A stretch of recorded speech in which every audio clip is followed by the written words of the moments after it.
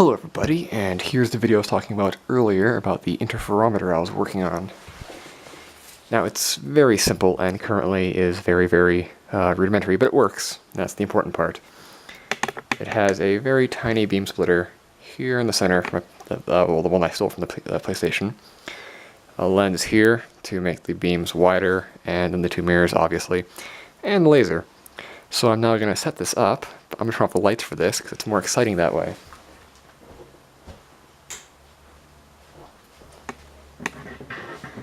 Also, I'm going to move this so we can see. Actually, I'll move the card over.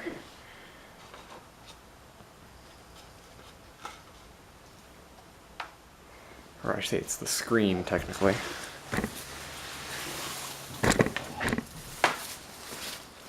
Yeah, there's a dead plant next to me.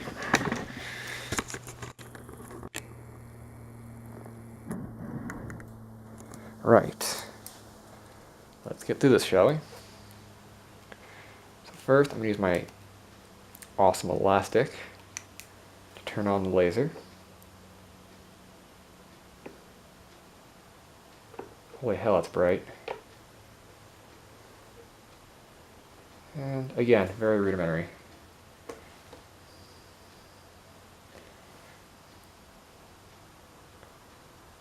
There we go.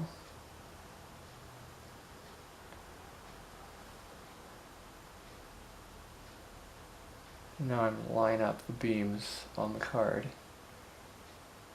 so that they are touching. Well, here I need to move this so they're more or less touching.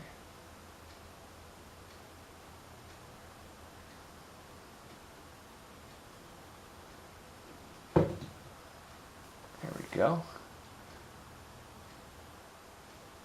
Yeah, so much of this is just lining stuff up.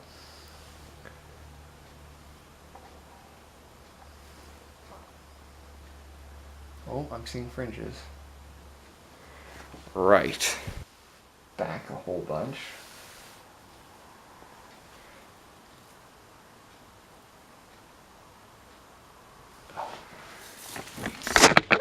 Again, very rudimentary. But you should be able to see, once it focuses out. Okay, now you can see those black lines. There is movement there.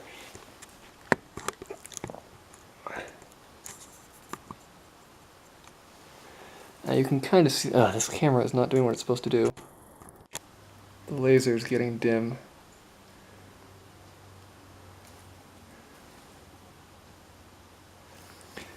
But yeah, you can see them. Oh, there you can see it there.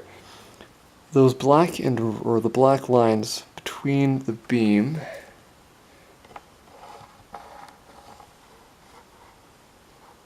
Make it bigger. There we go. Every time I move and talk, the fringes actually change. And that's how this detects stuff. Like here I can tap the table. And this camera is not doing what it's supposed to do. But it's not meant to do this. Oh, there we go. Yeah, see the lines there. Every time I tap the table, they move and change. And that's how it works. It detects very small differences. When everything's lined up perfectly, you get these fringes. And if there's a change in any of the beam paths, the fringes will move and go out of alignment.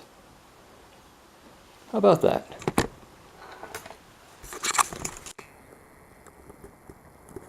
Unfortunately, this laser is kind of cheap, and it actually dims pretty damn quickly, and it isn't top notch. But it does work, and that's the important part. Ooh, look at those fringes. Oh yeah, look at that. That's way better. Every time I tap the table, they go out of phase. See? Look at that. Look at that. Isn't that fantastic? Now this is actually an interesting little thing, because this shows how light behaves like a wave when it's not acting like a particle. If you think about it, if you have two waves that intersect each other, they'll the peaks and valleys, basically, will either amplify one another or they'll cancel one another out. So in this case, when it does that, it creates this interference pattern where you get the banding there. They're called fringes. And by measuring those fringes, yeah, there we go. Oh. And by measuring those fringes, we can actually use the interferometer to detect things, very, very minute things. Like as I'm talking, it's moving. And this is how LIGO works. This is what was used to detect gravity waves, but on a far bigger and more powerful scale. Now this is just a test one. I do plan on getting a better laser at some point, and actually making it, more professional. However, this works for now, and it's really cool. I am very fond of it.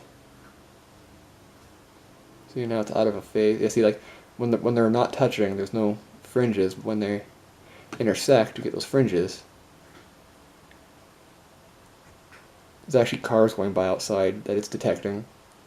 Now, I made this board on, like, foam pads so that it wouldn't be detecting too much noise. However, it's clear that it's showing, or it's detecting a lot of noise, so for my next one, I'll be sure to fix that. Yeah, the lasers it keeps getting dimmer and dimmer. But that's just how it goes. This thing is not a terribly powerful laser. And this beam splitter is very tiny. Let's see if I can get really close to it now. Hey, look at that. Every little movement makes the fringes move.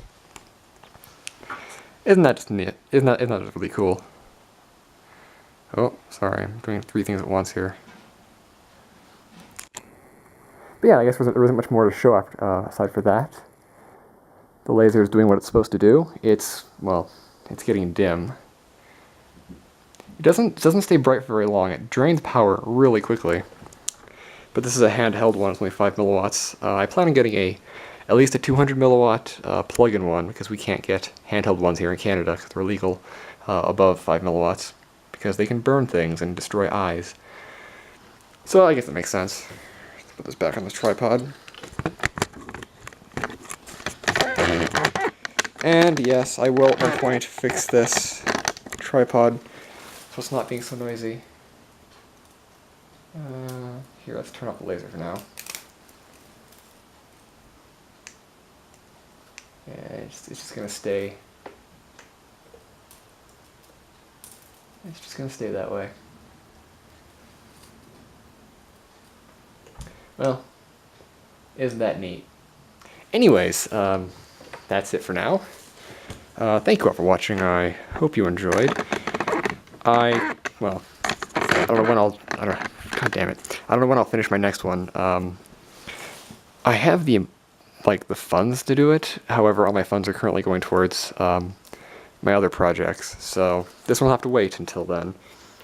But if you'd like to help out, you can always check the links below and donate. It'd be great. So yeah, thank you all for watching. Hope you enjoyed. Yeah.